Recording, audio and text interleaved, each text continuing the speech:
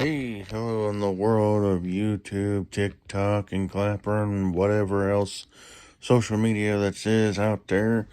Hey, I just thought I'd just tell everybody, even though it's been a few days now since the 8th and everything, I was supposed to have my first fight, but the fighter I was supposed to fight ended up canceling out, and I guess supposedly got bit in the leg by a dog.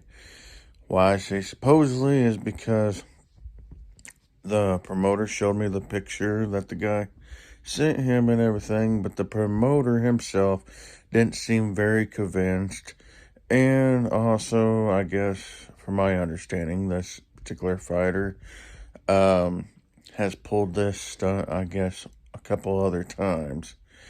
Anyways, in the long end of the story, my friend who I train with, he was fighting, and so I decided to want to be a help and be a part of his corner team. So I was, and I walked away with an education. That's what I done, and I learned how underprepared I was as a corner man.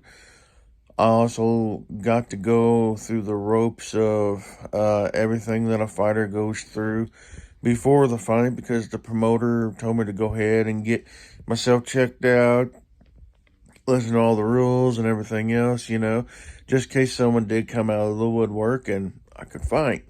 Although that didn't happen, but, it was fun, it was wonderful, and I up and just had a fun experience. I was nervous, but you know what? Going through this is going to take the nervousness out of me when I do go back next time to fight.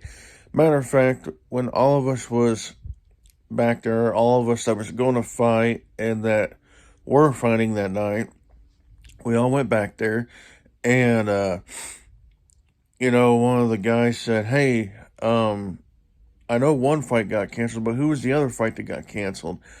And the promoter dude kind of pointed my direction, and he said, "So, well, his fight canceled out too." And he looked up at me. The other guy did. He looked up at me and he said, "Sorry about the nasal stuff. I kind of got sinuses going on." But anyways, the other guy looked up at me. He goes, "Oh man, I'm sorry about that." And then on top of that, I said, "Well, I'll tell you what. If anybody's willing to do a circus fight, I'm all for it." And this other fighter kind of looked up and he goes, "I like that idea." And I'm like, all right, maybe this can happen. And then we both looked at the promoter dude, and he looked at me and he said, "Look, man," he said, "I'm going to tell you something." He said, "You can ask any of the fighters in this room." He said, "They will tell you that when I make a promise, I keep it." And he said, "I promise you, next time we're booked here," he said, "you will have a fight on that ticket. Guaranteed."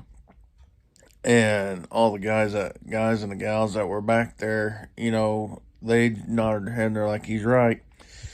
And so I was like, cool, So it was fun. And I guess you could also say that my sensei was still teaching that night, even though it wasn't officially teaching, because I was learning from him what to do in the corner.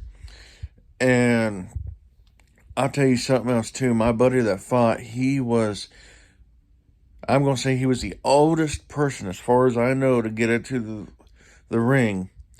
Now, we wasn't fighting in a ring. We was actually fighting in a cage, but that's beside the point.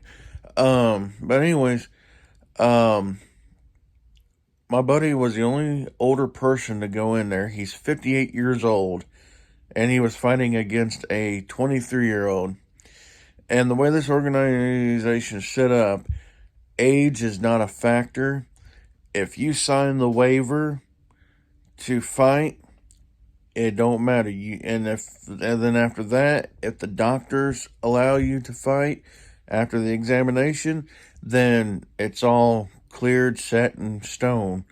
So age plays no factor in this whatsoever. And it's amateur boxing, or amateur kickboxing is what it was anyways. And as long as you are in the same weight class, that's how they view it.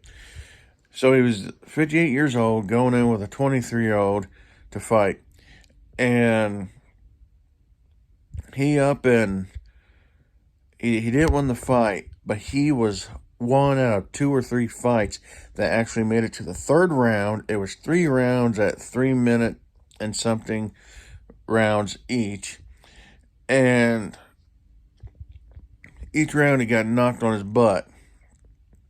But I tell you what, on the third round, when he got knocked down, he didn't land like someone would normally land on the ground. He actually landed legs like in a V, but he sat right back down, or sat down, and he had his guard still up. And I'm just like, man, that's perfect. And finally, since they threw in the towel for him, because he wasn't going to let him go on any further because he was bleeding from the nose pretty good. And after they wiped off the blood off this man, and made sure he was okay, as well as also, they done the in their ring, announcing the winner and everything. As he was coming out of the little doorway of this cage, I took a look around where he was at, and there was not a single butt in the seat. He got a full-blown standing ovation as if he did win. And I tell you what, I was never so happy in all my life. I may not got a fight, but I mean, I was just charged from seeing how many people were just so glad to see this man do what he done, and at his age. And a lot of people couldn't believe that at 58 years old, this man was doing this. So that goes to also show me age is nothing but a mindset. And that's something else I walked away and learned. Age is just a mindset. It's a mile marker in your life. It don't have to set the pace for what you do in life. That was one of the lessons I also walked away from. Well, anyways, I wanted to share that with everybody. And I'd just like to say that, if you really want to do something good, do something bad enough, you'll do it. And you'll accomplish it. It's a mindset. So, with that being said, wherever you're at in this world, may you be blessed. Have a great, wonderful day. Till next time.